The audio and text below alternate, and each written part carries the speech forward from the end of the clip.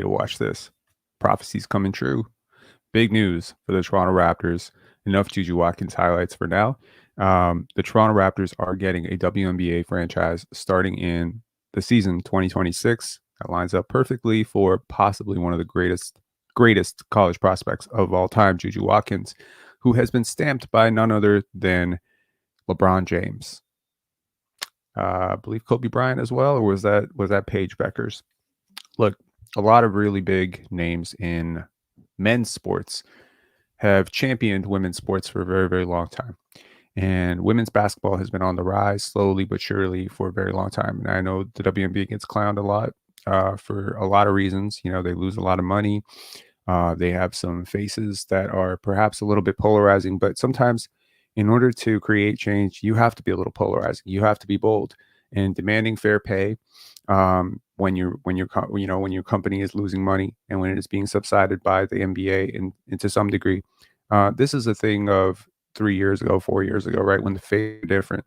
The faces of women's basketball today, however, are very different. And so today we're going to look at a lot. You're going to get a lot out of this live. If you have even been remotely curious about women's basketball, in 30 minutes, I'm going to catch you up on WNBA history, what this means for the Toronto Raptors, what this means for Toronto, what this means for basketball in this city, and what this means specifically for the franchise that will become an unnamed franchise to this point, but Toronto's first WNBA team, Canada's first WNBA team, in fact, the first WNBA team outside of America ever.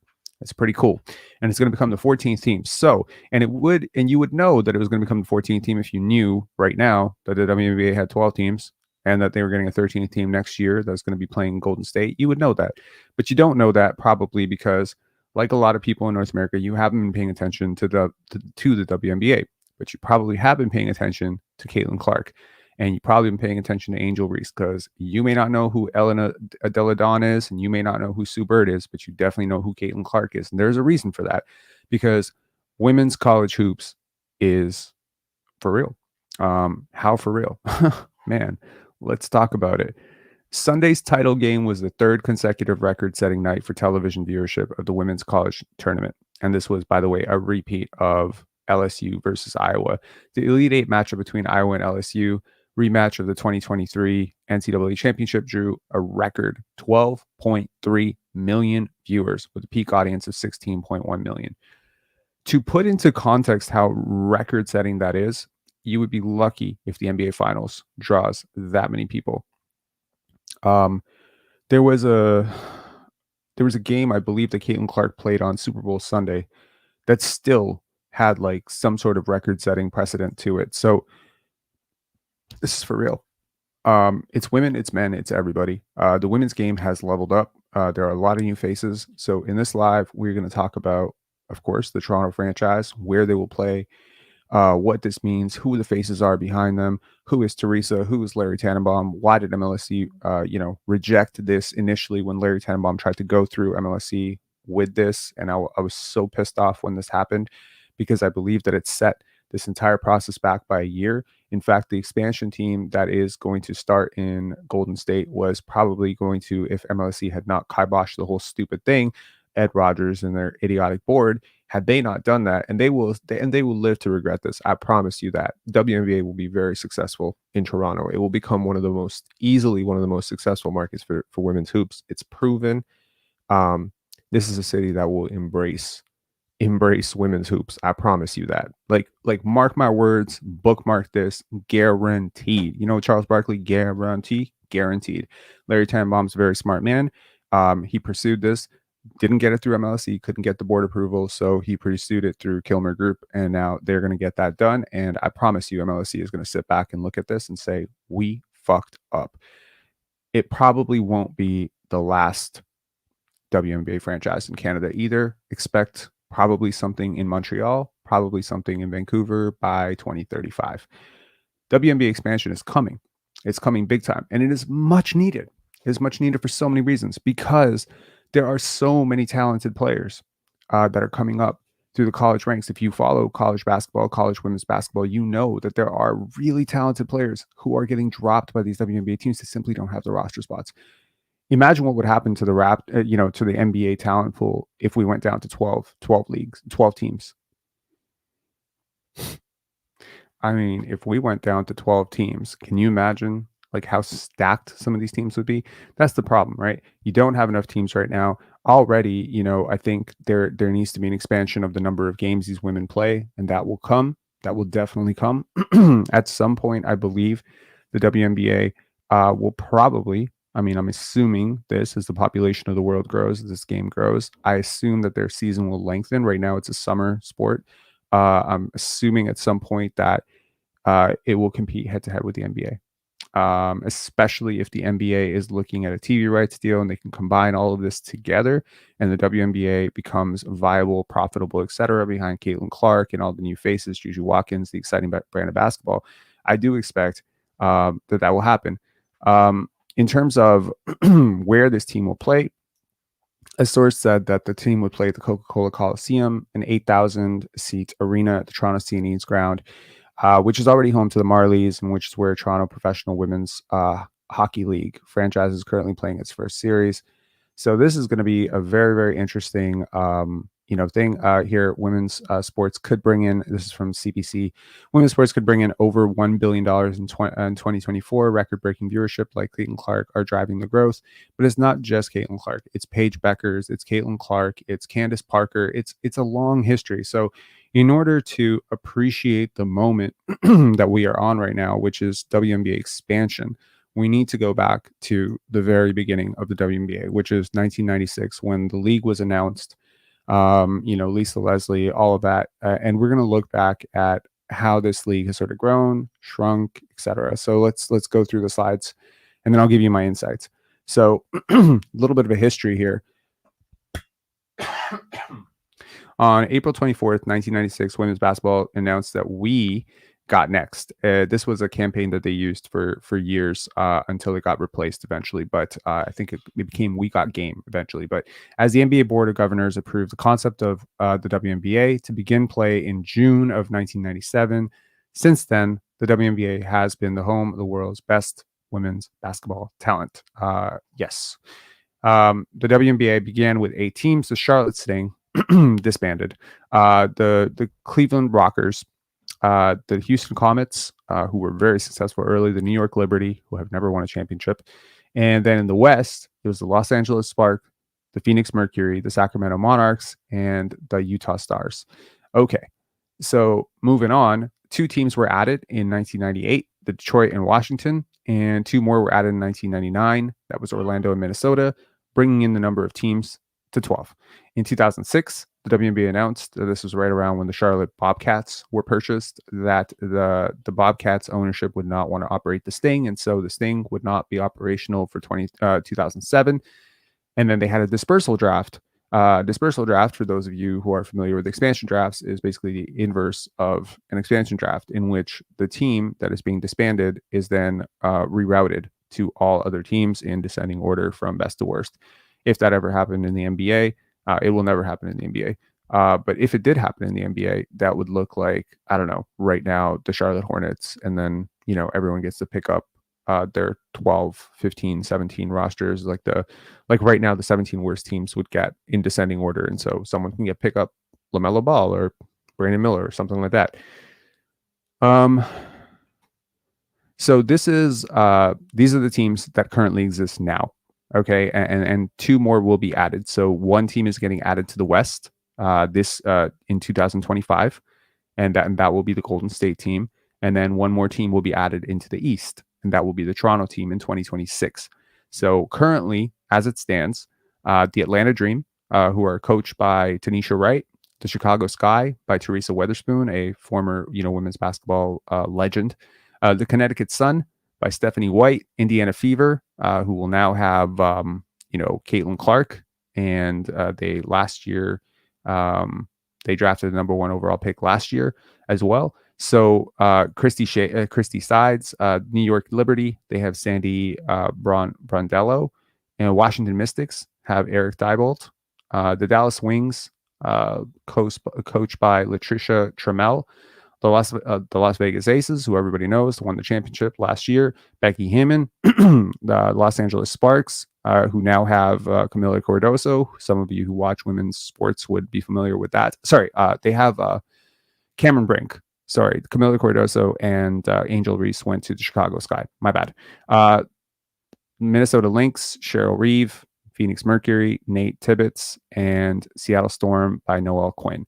So, we shall see where Toronto fits into this whole thing, but assuming 2026, no more, no more teams folding, Toronto will compete with Washington, New York, Indiana, Connecticut, Chicago, and Atlanta. And if you're looking at those teams objectively, Toronto becomes the second or third most desirable Eastern Conference market right away for women's basketball. And honestly, like given the LGBTQ themes, the thematic oversight of the WNBA, given I think anywhere from 24 to 25% of the league identifies as LGBTQ plus.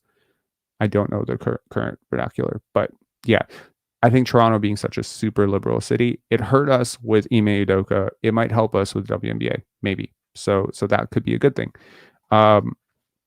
Here's a list of all the teams that have won a championship, and I think this is very interesting in terms of just trivia and knowing a little bit more.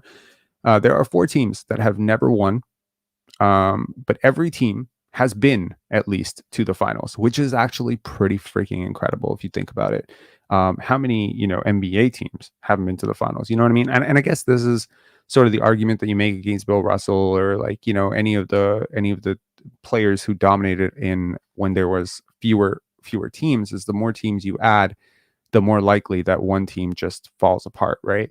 So in terms of the worst franchises, the Charlotte Sting, which folded as aforementioned 2006, the Atlanta Dream, who've been there 3 times and lost, the Connecticut Sun, who've been there 4 times and lost, the New York Liberty 5 times and lost, Chicago Sky 1-1, the Washington Mystics with 2 with 1 championship 1-1.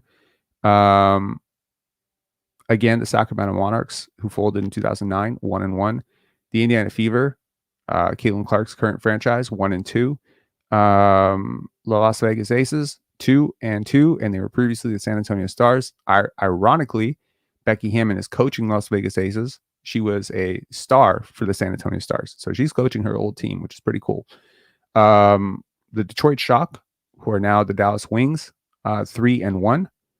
Phoenix Mercury, 3-2. Los Angeles Sparks, 3-2. They won one with Candace Parker, if I'm not mistaken, in 2017, and they won one with Lisa Leslie in 2003. Seattle Storm. Oh, sorry, they lost. My bad. They won 2 with Lisa Leslie, 2001, 2002, and then they won one with Candace Parker in 2016. Seattle Storm, 2004, 2010, 2018, 2020. They are the 3rd most successful franchise. Obviously, Sue Bird had a hell of a lot to do with that. The Houston Comets, who both folded in 2008, sadly, but they were very successful early on. And the Minnesota Lynx, 2011, 2013, 2015, 2017, and guess who played then? Quickly looking at the MVPs of this entire this league. I'm surprised that Maya Moore did not win more. Honestly, she was easily one of my favorite players. But anyways, Cynthia Cooper, Yolanda Griffith, Cheryl Swoops. These are names that should be familiar to people of the Houston Comets. Lisa Leslie, Los Angeles Sparks, 2001. Cheryl Swoops again for the Houston Comets. She was a huge part of their success. She's a women's legend. Lauren Jackson, Lisa Leslie again. Cheryl Swoops again, Lisa Leslie, Lauren Jackson. This was the domination of the league until Candace Parker came in and just wowed everybody, right? I mean, she was revolutionary for women's basketball. She was a guard who was a forward. She could block shots. She could do everything. And if you were around, if you're a Toronto Raptor fan, you should know Candace Parker because Anthony Parker was around the team 2006, 2007. And there was all this talk about his sister being like Candace Parker. And he joked about, often, even though he was a EuroLeague MVP and he became such a big deal, that he would eventually become known as Candace Parker's brother. And she was like one of the first mainstream stars. Diana Taurasi is another one who is just a mainstream star. She dominated at UConn and under Gino Auriemma, and she just took the league by storm. She's been a huge face and continues to be a huge face in women's basketball. Lauren Jackson, towards the tail end of her career with the Seattle Storm, she wins another one. Then Tamika Catchings, Tina Charles. Then we get another Candace Parker MVP season in 2013. Maya Moore, Ellen Adeladon, Nika Ogwumike. I apologize. I know how to say that name, but I forget how to say that name right now. Sylvia Fowles in 2017. Brianna Stewart, Stewie, as she's referred to, another UConn product. She won 4 straight national championships with UConn. A little bit overstated, not gonna lie, but yes, she's incredible. Another 2019 for Ellen Adeladon for the Washington Mystics. Then 2020, Asia Wilson for the Las Vegas Aces. Then Jonquel Jones for the Connecticut Sun 2021. Then Asia Wilson again, and then Brianna Stewart again in 2023. Who will it be in 2024? That you can let me know in the comments. Who do you think it will be in 2024? That would be interesting to figure out. Personally, I don't think it's going to be Caitlin Clark. I think it's going to be Asia Wilson, personally. But nevertheless, or maybe it's Aliyah Boston, or maybe it is Caitlin Clark. Who knows, man? Who knows how revolutionary that girl can be? She dominated at her sport, and with a little bit more space and professional screeners, and who knows what it could be. Anyways, that's a brief overview of women's basketball. It's a 1%. It's an intro. It's a Spark Notes intro to women's basketball. There's obviously a lot. You can go back and study the tape. You can go back and study the faces. It is a very interesting league that has bled money for years. There are a lot of stars that are emerging right now. There are a lot of stars, in my opinion, that need to be commemorated. Maya Moore specifically, I feel, often gets overlooked when it comes to WNBA history. And there are faces coming. And the number one face, that's number one and number two faces. There are two big faces that are coming, which is next year, Paige Bueckers. I was really hoping that the WNBA team in Toronto would come by 2025, and so maybe we would have a chance at Paige, but we do not.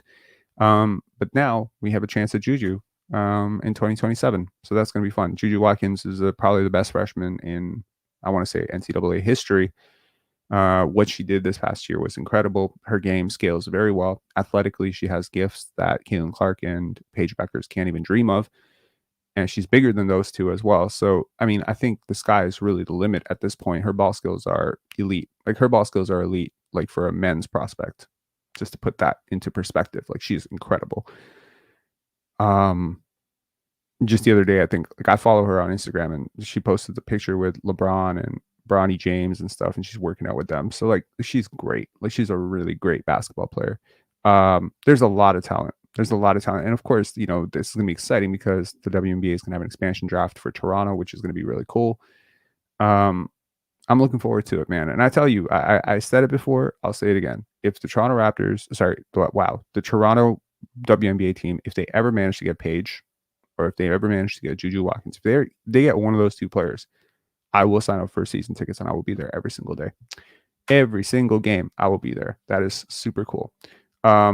In terms of why this is such an important thing for the city, I do want to take this back to overall the NBA, the WNBA, all of it, holistically, pro sports, pro athletes, infrastructure, market, economy, all of it. We have an archaic way of looking at why people want to play in certain places. There's so much that goes into play in terms of why you want to play somewhere else.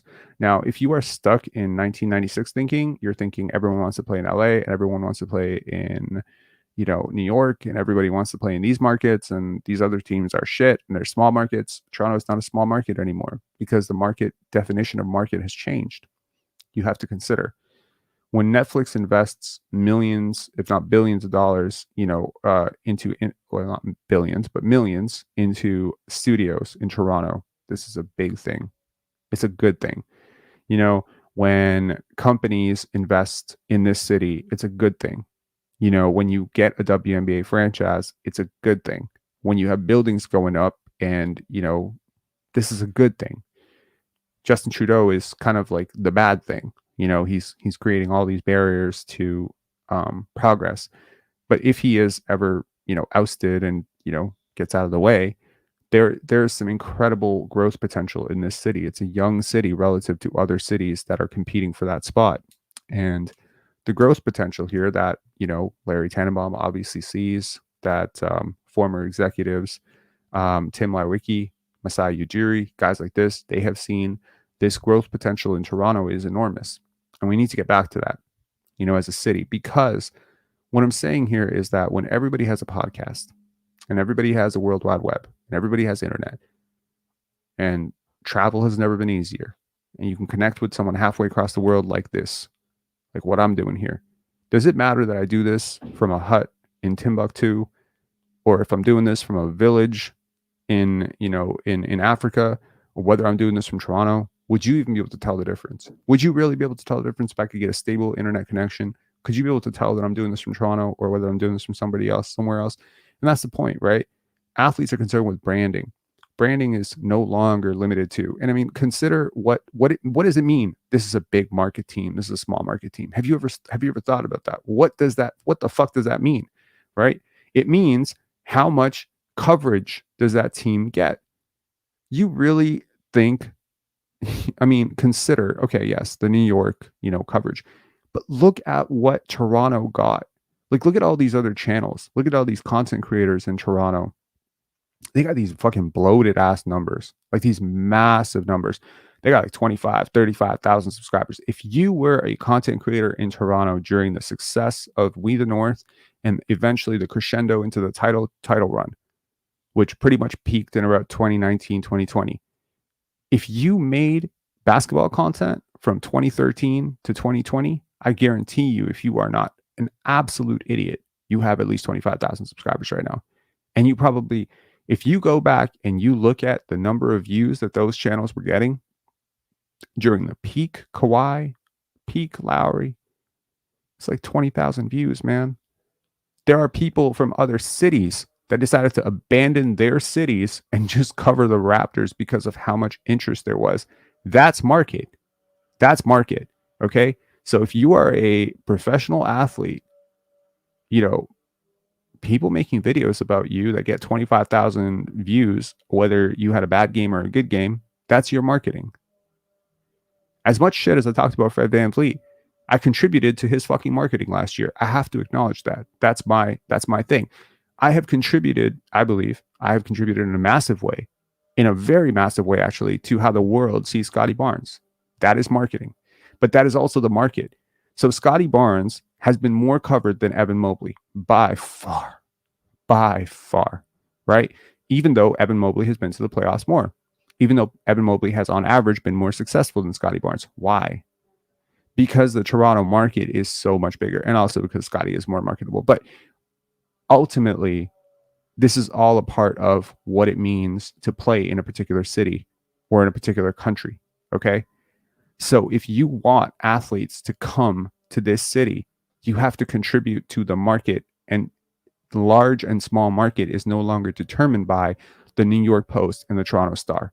It is determined by channels like this, by outlets, by blogs, all of this, because it's all a big vacuum in terms of how a player is seen and how many eyeballs are on them.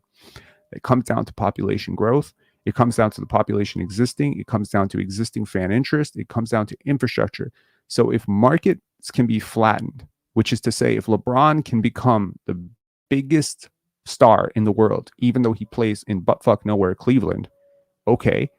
So if that can be the case, do you think LeBron is a bigger star because he plays in LA? Be really honest with yourself. Do you think LeBron is covered more because he plays in LA? No. LeBron did not move to LA to be covered more. He could have been covered just as much playing in Miami, just as much played in Cleveland. It didn't matter. National outlets are going to cover him regardless. He's LeBron James. So, case in point, was Kawhi covered more in Toronto, or was he covered more as an LA Clipper? He was definitely covered more as the Toronto Raptor. Was Vince Carter covered more in New Jersey or Toronto? Far more in Toronto. So why? Well, there's something very interesting about the Toronto Raptors. They're the lone outcast. And so they're always interesting for good or for bad, right? And the same thing with the WNBA. You're going to be the only team in Canada. Maybe you are Canada's team. Maybe not for Canada, but for the United States, you are Canada's team. I think that matters. Beyond that, so if the big market, small market thing is muted, then what really matters to NBA and WNBA athletes in terms of where they play? Lifestyle, taxes, economic growth, potential, opportunities, all of these things matter. So if Toronto and Canada in general can fix its economy under the next regime, I'm assuming, and we can start growing wealth, growing real estate, growing infrastructure, if we can start getting to that point where we can grow markets, then we can become a very exciting opportunity for players, WNBA and NBA. I think that's very important. And I do believe that as small a drop in the hat as it is, Larry Tanenbaum's Kilmer Group making a bid for this WNBA franchise and bringing it to Toronto is a step in the right direction towards building a truly global city. I am proud to be in Toronto. I'm not from Toronto, but I'm proud to be in Toronto. I chose to be in Toronto, even though when I first came here, I wanted to go back to New York. I feel like I was dragged away from my home and I didn't like it. And it took me a really long time to get over that. And my girlfriend to this day, she says, we should move to this place and that place and whatever. And I'm just like, this is a non-negotiable for me. I will die in this city. Yeah, I love this city. And I love this city for a lot of reasons. And I think it can be so much more. And I think that a WNBA team coming to this city is a really big thing. I hope it is successful. I hope it is embraced. I hope it is well built. And it will be helmed by this woman, Teresa Resch, who is the former vice president of basketball operations and player development for the Toronto Raptors. We got the news that, she left the Raptors, and everyone was pretty sad because she was a really big part of building the championship Raptors, right? She's a graduate of Augustana University in South Dakota.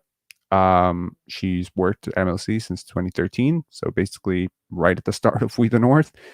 She earned an MBA from St. Thomas University in Miami, Florida in 2006. And she basically left because this was in the works. This was immediately called when she left that, hey, she's probably going to be helming the WNBA franchise. Larry Tanenbaum's a really, really big fan of hers. And there you go. She's got a big opportunity and, really capable hands. And I'm very excited to see who's gonna be the head coach of their first WNBA franchise. I hope the franchise is not a joke. I hope it is embraced. It is important for this franchise to get off to a good start, but it's also important for this franchise to be embraced warmly. I don't know if I'm a fan of where they're going to be playing, but it's better than where the 905 play, I guess. So that's good. I actually wouldn't mind if, personally, I wouldn't mind if is there an arena in the East that we could potentially use for this? I wonder if there's an infrastructure that currently exists. I definitely need to learn more about arenas in Toronto, but if there was, that would be really cool because you have the 905 playing in the West, which is pretty cool, and then you have the Toronto Raptors playing downtown, and then you could have what is the capacity for the Scarborough games? I'm curious. Anyways, let's get some quick comments here. Always like the Toronto Lynx name. Okay. I like Nika Mule, who got drafted by Seattle. She has a lockdown guard wing. Yup. She's awesome. She's really cool. And she's Croatian. Return of the Huskies? I don't think so. Nick Rosen saying, haven't been tuning in for a bit, but happy to see you're still putting content, brother. Thank you so much, man. Appreciate it. Alexander B. When I saw the news, I thought of Juju. She had probably one of the best freshman seasons to date. Agreed. Scotty seems excited. Cool. Yeah, I bet. OG's an outlier, though. He's been covered more on the Knicks. That is true. That is 100% true. OG has been covered much more on the Knicks, and I do think the New York market is real, and I just think that Yeah, you're right. Players do like New York. The New York market is real. Like, it's a real thing. The New York Laker thing, it's 100% real. But beyond that, I do believe that Toronto makes the case. Is DeMar DeRozan a bigger deal, for the NBA in general in Chicago or Toronto? It's pretty neutral to me, you know. But if you look at like for instance, if De'Aaron Fox of the Sacramento Kings, if he played for the Toronto Raptors, would he not be a bigger deal in Toronto than he is in Sacramento? Probably. Yeah, probably. So yeah, like I mean, if I had to rank out all the markets in the league, I firmly place Toronto in the top 7, top 6. So yeah, I mean, if Kawhi Leonard had gone to New York and delivered a championship to New York, yeah, it would have been an even bigger deal for New York than it was in Toronto. But there are very few teams that you could say that about. Anyways, alrighty, I'll talk to y'all later. And first live, I think, in a very long time, but I'm cutting under 35 minutes. I'm very proud of that. But yeah, keep the WNBA in mind. I hope you watch some games this summer. It's going to be really exciting to see Caitlin Clark's inaugural season. But just know it's not just about her. Camila Cardoso is a really big deal in my opinion. Angel Reese. I mean, these are names. Flau'jae Johnson. Shit, man. 2026 Flau'jae, or it might be 2025 Flau'jae second year 2026. So who knows? We might get Flau'jae. I think the 2026 draft. I was trying to struggle to figure out like how exactly it works. I was looking at the Chicago Sky expansion to see like the first year you get a draft pick plus an expansion, or do you just get the expansion and then you get draft pick the next year? I couldn't figure it out, but either way, we will have a shot at Juju, which is great. Alrighty. SP saying Suns sign Coach Bud. Yeah, that was in the works yesterday. Great. Good for them.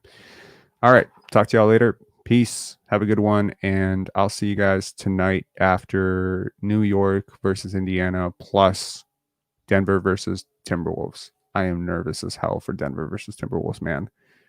Very nervous. Peace.